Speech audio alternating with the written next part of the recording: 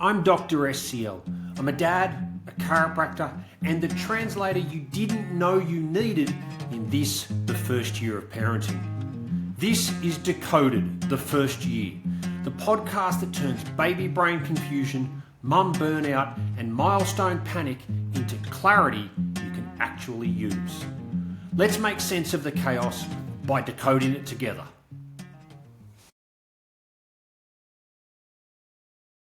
One of the most emotional experiences in early motherhood is feeding.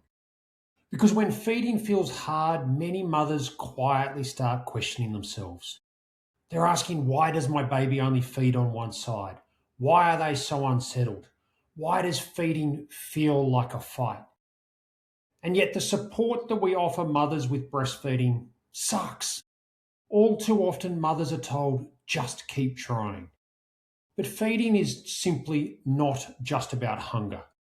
It's coordination, it's posture, it's regulation, it's comfort, it's safety.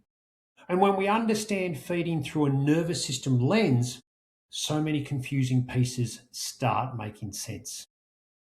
Now, before I go on, let me share a story. I say this in particular to all soon-to-be parents.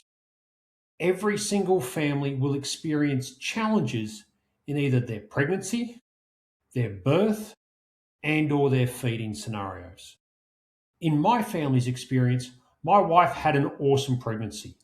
All prenatal appointments were at home as we had a private midwife. My wife's health was in great shape. She had a few slightly weird cravings. Hot chips were particularly popular in my household for a few months. Now, our birth experience was an amazing water birth at home. Our private midwife and her team were phenomenal.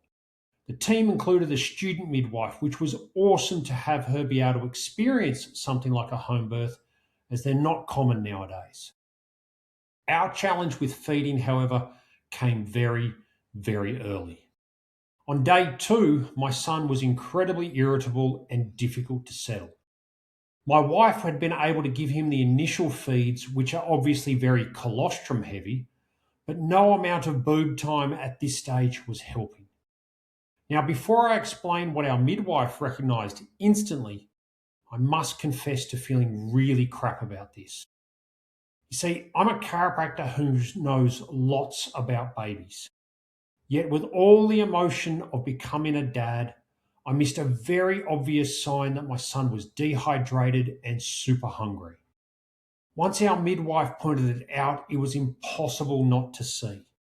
And it turns out that my wife, who has very small boobs, simply did not have the glandular tissue to produce more than but a few mils of breast milk. So the moment our midwife saw our son, she was instantly on the phone, and 10 minutes later, I was driving down to Fremantle to collect 2 litres of donated breast milk. And so for the next 12 months, I spent every weekend driving around the suburbs of Perth, scurrying into some of the most amazing people's places, collecting donations of breast milk. And that was how we fed my son. My wife would tape a tiny straw to her breast, Hamish would breastfeed as per normal, and he would get milk from a small bottle sitting on a coffee table beside my wife. So when I say that I get it, I get the emotions attached to the challenges of breastfeeding. I may never do so myself, but I am not immune to the emotions. So when we come full circle back to feeding itself, looking at it through a nervous system lens, too many feeding conversations focus only on the intake.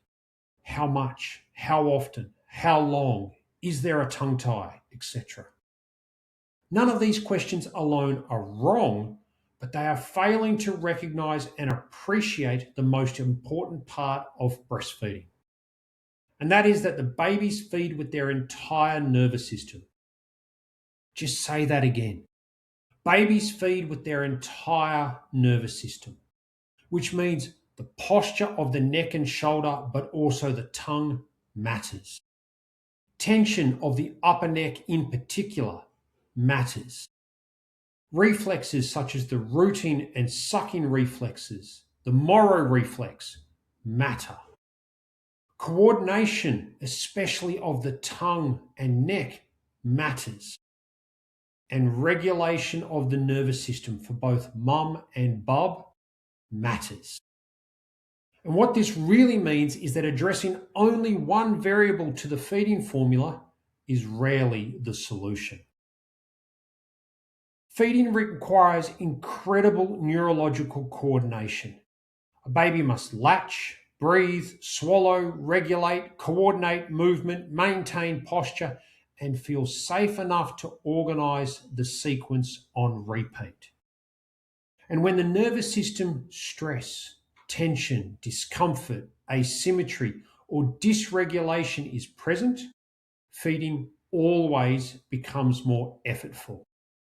Not because the baby is difficult, but because coordination becomes harder.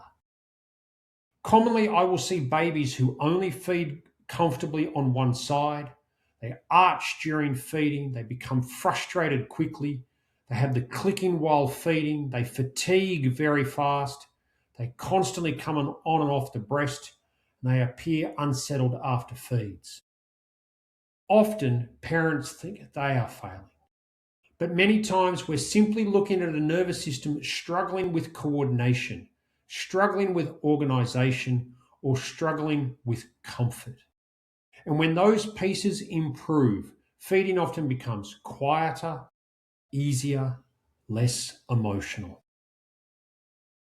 If feeding has felt hard or harder than you expected, please know this.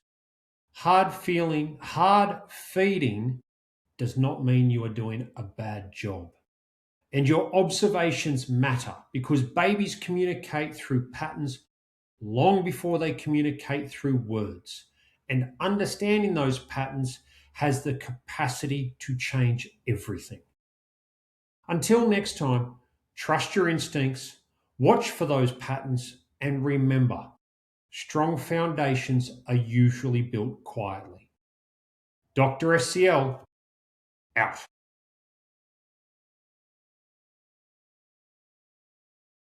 Thanks for listening to Decoded, the first year, where we translate the mess of early parenting into something that actually makes sense. Be sure to share this episode with a friend, a partner, or a mum that you know who is quietly struggling through the noise and secretly Googling every milestone. If you want to hear more decoding, follow @Mount Hawthorne Chiropractic on the socials. Let's keep decoding the chaos. No mansplaining, no pressure, no judgment, just clarity when you need it most.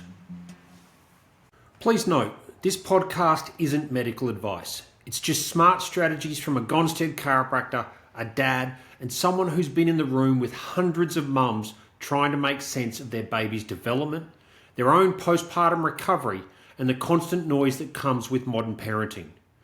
Always chat with your health team for specific care.